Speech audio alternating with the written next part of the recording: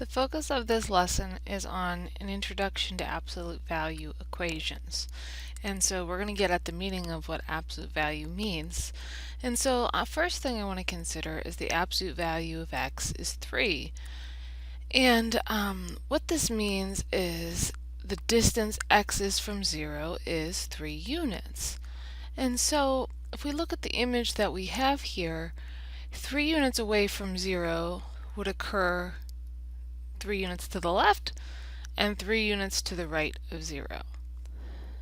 So the absolute value of x is 3 can be broken into two equations. It can be broken into the equation x equals a negative 3 and x equals positive 3. The same thing, if you had the absolute value of x minus 5 is 7, this means the distance x minus 5 is from 0 is 7 units. So go 7 units to the left of 0, and that's where x minus 5 resides. And go 7 units to the right of 0, and that's where x minus 5 resides. And so again, you get x minus 5 equals a negative 7, and you get x minus 5 equals a positive 7. So that absolute value of x minus 5 equals 7 splits into these two equations. And then last but not least, we have the absolute value of 7x equals 9. This just means the distance 7x is from 0 is 9. So go 9 units to the left. That's where 7x is. Go 9 units to the right. That's also where 7x is. So again, that absolute value splits into two equations without absolute value. 7x equals negative 9, or 7x equals a positive 9.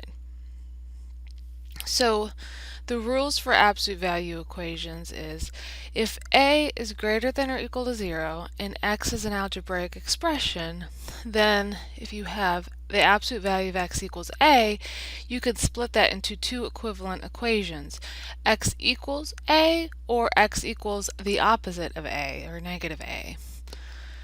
If the absolute value of x equals a negative a, then there's going to be no solution because you can't be a negative distance, if you will, away from 0. So in that case, that would be a no solution situation. As far as the procedure for solving an absolute value equation, the one main thing you have to do is you have to isolate the absolute value part of the equation. So if there's any other operations outside of that absolute value going on, you need to undo them first. That's your first step.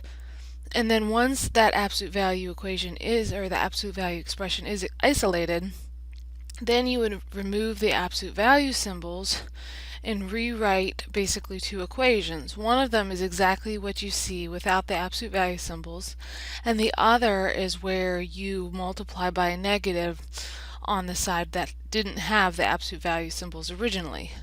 And then in both cases you'll solve for x, and then you must check your solution just to make sure that it is in fact true. So you could end up with extraneous solutions, so you must check.